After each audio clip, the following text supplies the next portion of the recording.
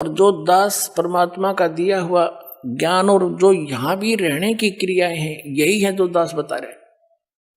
और एक दिन पूरे विश्व को माननी पड़ेगी या दो दास की सीख है, परमात्मा का दिया उपदेश है, और तभी हम सुखी होंगे।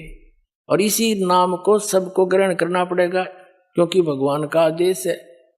और काल से इस काल भगवान ने अपने वचन में कह रखा है कि कलयुग में कितने जीव ले जाइयो तुम, सतयुग त्रेता द्वापर में थोड़े जीव ले जाना। तो परमात्मा ने 3 युग बाट देखी, इंतजार की इसकी, और इसने 3 युगों में हमारे साथ के जुल्म करा दिए, हमें कितने मजहब बना दिए, नारी नारी भाषा बना दी।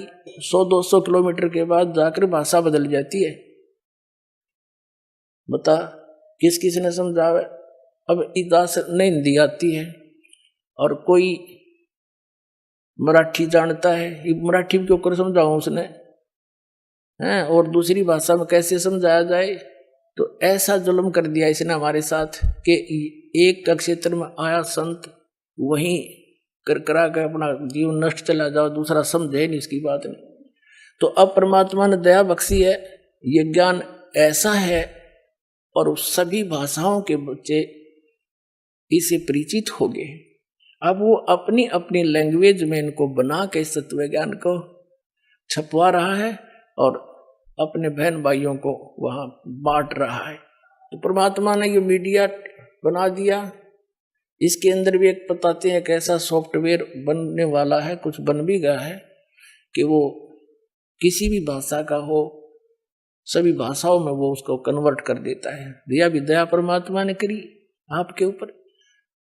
तो पुण्यात्मा परमात्मा कहते हैं, और ज्ञान सब ज्ञान डी कबीर ज्ञान सो ज्ञान, और जैसे गोला तोब का अब करता चला मैदान।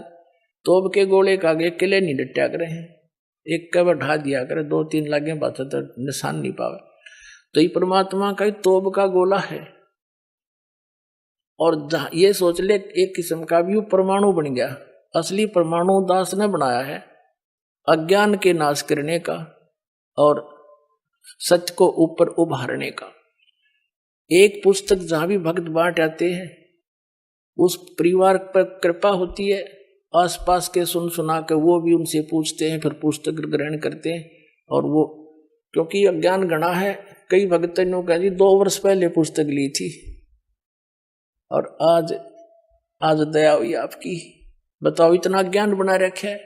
एक भक्त आया महाराष्ट्र का, वो कहने लगा जी एक सांगली शहर है महाराष्ट्र में, सांगली, और वहां कोई आपकी भक्त ज्ञान गंगा बांटे थे,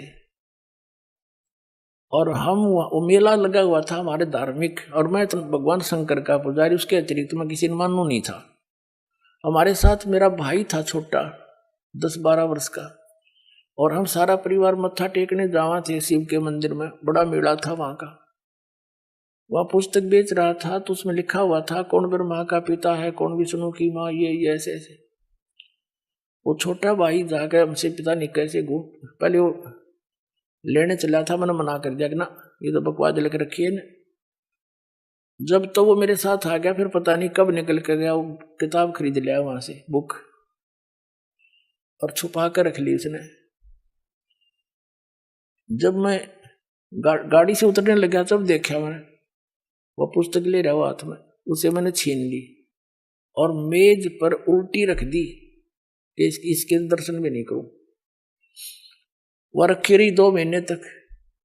एक बार मेरा कुछ ऐसी टेंशन बनी, कुछ ऐसे सर्कमस्टांस बन गए, मेरा सिर पाटन हो गया, घनी टेंशन हो रही किसी बात की, और मैं बाहर बैठ गया चेयर लेके।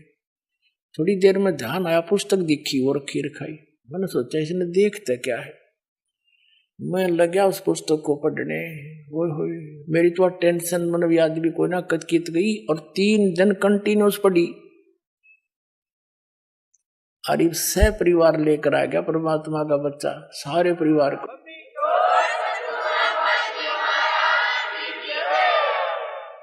तो ये एक किस्म का परमाणु बन गया ये पुस्तक परमात्मा के ज्ञान की।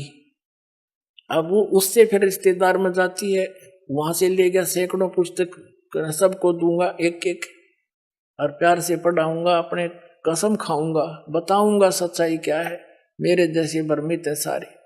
तो पुण्यात्माओं, आप सबका दायित्व बनता है यो कि अपने भूला न राह बतावे।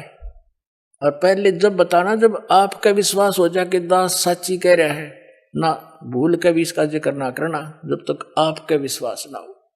और विश्वास तो दास करा के छोड़ देगा, कोई बड़का का लेख है, भगवान के बताया हुआ ज्ञान, इसमें इतनी भी मेन मेख नहीं पा सकती। और ये स्वीकार करना पड़ेगा, एक दिन आएगा।